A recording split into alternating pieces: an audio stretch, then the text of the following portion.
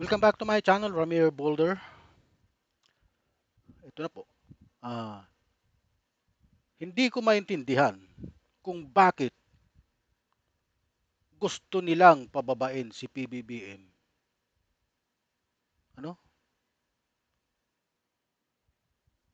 Sa gitna po ng sa gitna ng panawagan ng mga panawagan para magbitiw si Pangulong Ferdinand Marcos Jr. Ano po? Ah, Tila hindi malinaw ang motibo. Ano po? Ng mga nagsusulong ng pagbibitiw ng Pangulo. Lalo na abala ang administrasyon sa paglinis sa hanay ng gobyerno at sa pagtugis sa mga opisyal na sangkot sa katiwalian. Ano? Marami po diyan ang opisyal na sangkot na sa DPWH, ano? Yung mga sangkot na senador at congressman na pinapangunahan ni Saldico, Martin Romualdez, at mga ilang senador, may mga DPWH official na naaresto na po at iprinisenta na ng ombudsman sa Sandigan Bayan upang litisin. Hindi ko talaga maintindihan ang mga nananawagan na bumaba si PBBM sa pwesto. Ang tanong, ito ba ay para sa bayan o para sa kapakanan ng mga nasasangkot? Ano po? Para sa bayan po ba o sa mga nasasangkot? Ito po ang matagal ko nang tinatanong. Dahil nga ang kasalukuyang administrasyon na tapusin ang mga investigasyon na nagsimula laban sa mga tiwaling opisyal. Ano po? Marami pong tiwali na opisyal ngayon ang nagkalat sa ating gobyerno. Ano? Nung nakaraang administrasyon, marami ring tiwali na isa na po rito itong si Harry Roque. Ano? Ito po yung mga spokesperson ni Duterte. Ayon po sa kanya, Harry Roque urges Marcos to step down. Cites health and leadership concern. Napakagaling ni Harry Roque. Pero siya po ay sangkot sa human trafficking, ano? Ng Pogo sa Tarlac, sa Bamban Tarlac. Yung isa po si Alice Guo, alias also known as Go Huaping, ay nasintensya na po ng habang buhay. Balik po tayo rito. Former presidential spokesperson Harry Roque issued a sharp appeal to President Ferdinand Bongbong Marcos Jr. urging him to hand over the presidency to Vice President Sara Duterte amid allegation about the president health. Ayos, galing. Roque said earlier called to compassion after Senator Amy Marcos publicly claimed that her brother is struggling with the drug addiction. Napakatagal na pong issue na to. Bago pa lang magkaroon ng halalan noong 2022 presidential election, ano po, ay issue na po kay BBM ito. Nagpa-drug test na po siya ng 2 beses. Ang isa po niyan dito sa St. Luke sa BGC ginawa. At nakita po, ano, yung resulta na negative. Ano, nagkaroon pa po ng hearing diyan ng pulboronic video. na ang may kagagawan itong si Harry Roque. Ah, nagkaroon po yan ng Senate hearing under Bato de la Rosa. Ha? Pero wala din po silang napatunayan. Puro hearsay, sabi ni ganito, sabi ni ganun, sabi ni ganyan. Ano? Pagpatuloy po tayo. He emphasized that addiction is a medical condition and should not be fuel hatred towards the president. Karamdaman po ang drug addiction, huwag natin kasuklaman si Marcos Jr. Roque said, huwag natin daw kasuklaman. Underscoring that the issue must be met with empathy, and a stronger follow-up statement. Roque addressed the president directly again. My appeal, Marcos Jr., bangag ka. Right now, you are sick. Pwede ka naming kaawaan. Ibigay mo na ang pagiging presidente kay Inday Sara Duterte. Roque said his appeal is rooted in concern for national leadership, stability, and the president own well-being, urging Marcos Jr. to consider stepping aside if she is truly facing a serious health problem. Ito po ay mga akusasyong matagal nang ibinabato sa presidente. Nagsalita na po siya rito.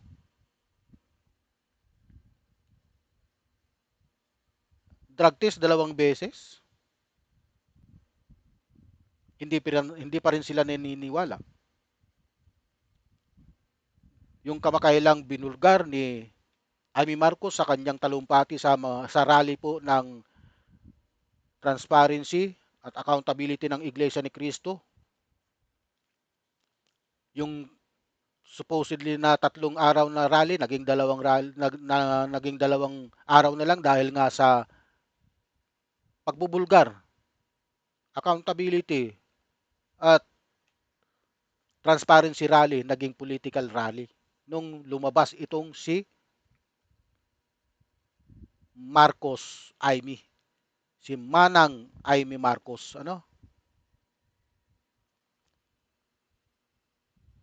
napaka napaka talagang hindi ko maintindihan bakit nila pinapababa si BBM. Sa maraming nagsasabi sa kanya na bumaba na siya, pag-aralan po ba natin ito? Pag-aralan po natin ito ng malalim. Sino-sino ba yung mga nananawagan? Di ba po yung mga may kaso? Isa na ito si Harry Roque.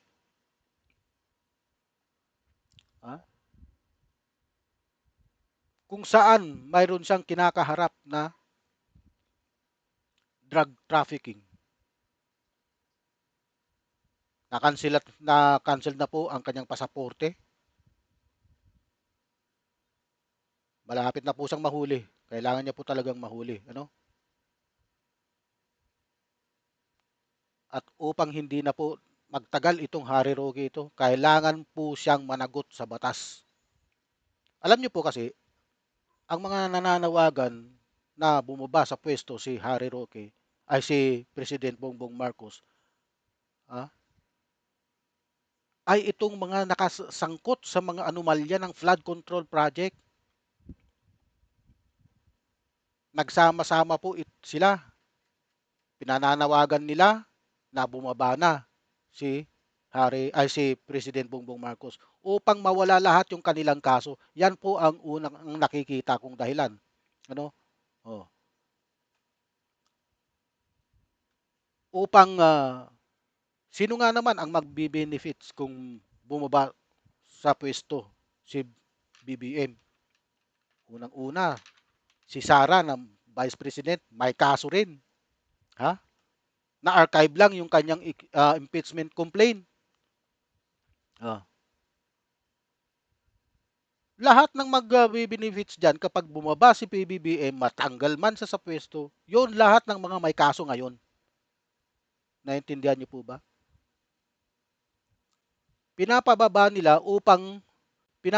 nila si BBBM upang mawala ang kanilang kaso.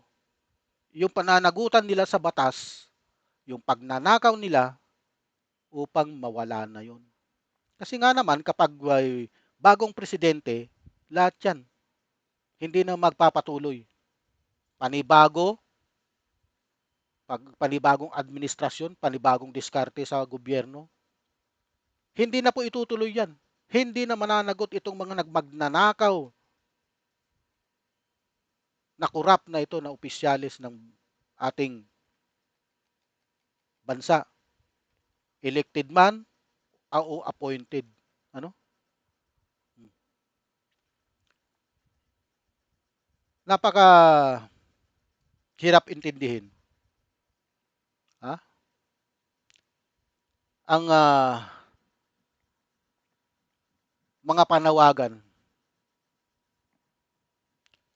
mas mainam na unahin ng sambayanang ang pagsuporta sa reforma at pagsugpo sa katiwalian kaysa sa pag-away-away at paninira. Ano po?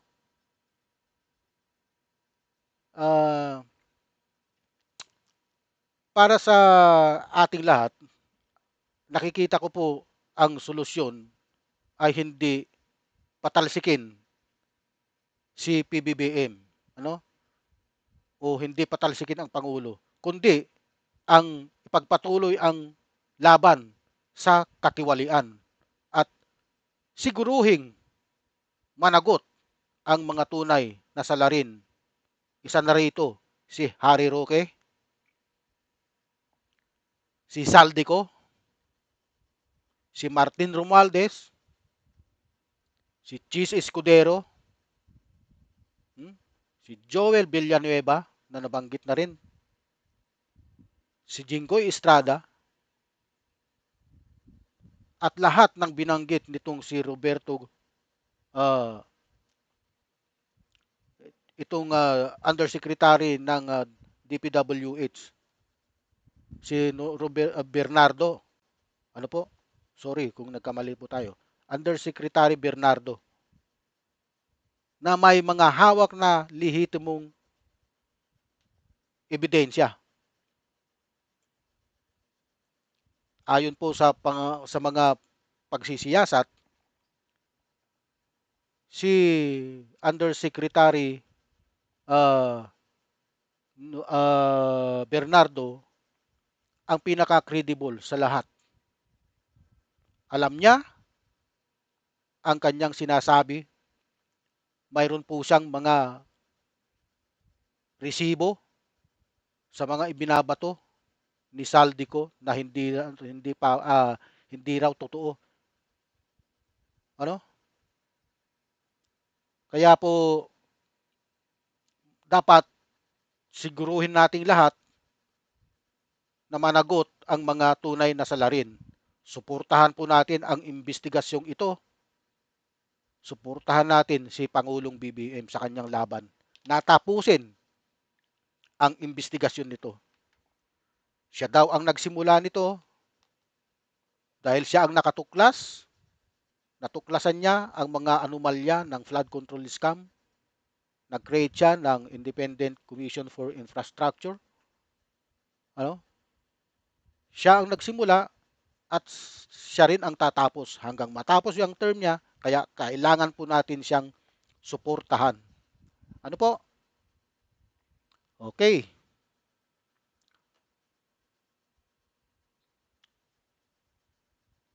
Sa totoo lang po ang laban ng kontra katiwalian ang dapat unahin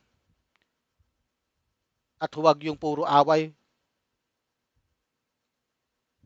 Away dito, away doon, pababa dito, pababa doon. May mga umuugong na mutiny, civil, tinatawag na civil military junta. Hindi po yun ang solusyon. Lalong magkakagulo ang tao. Kung yun ang kanilang ipinanawagan, civil military junta, wala po yan. Magkakagulo po tayong lahat kung halimbawa yan ang gusto nyo mangyari. Kaya nga po hindi mag mag-success, mag-succeed itong mga demonyong ito na gustong hasik ng kalagiman, gustong mawala si PBBM dahil nga gusto nilang mawala yung kanilang kaso. Pero hindi po papayag ang mas nakararaming Pilipino, no? Ang mas nakararaming Pilipino ay panig po sa mga ginagawa ng ating Pangulong BBM. Okay, marami pong salamat. Huwag niyo pong kalimutan like, share, and subscribe sa aking channel, pati na po yung aking Facebook. Marami pong salamat at mabuhay po kayo.